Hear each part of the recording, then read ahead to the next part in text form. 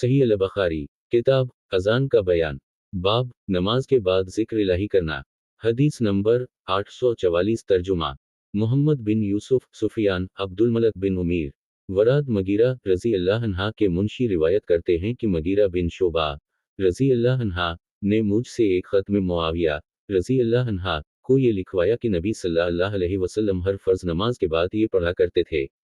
यानी कोई माबूद नहीं सिवाय अल्लाह ताला के, एक है कोई इसका शरीक नहीं, उसी की है बादशाहत और उसी के लिए है तारीफ और वो हर बात पर कादिर है। ऐ अल्लाह जो कुछ तो दे इसको कोई रोकने वाला नहीं और जो चीज़ तो रोक ले इसका कोई देने वाला नहीं और कोशिश वाले की कोशिश तेरे सामने कुछ फ़ायदा नहीं देती।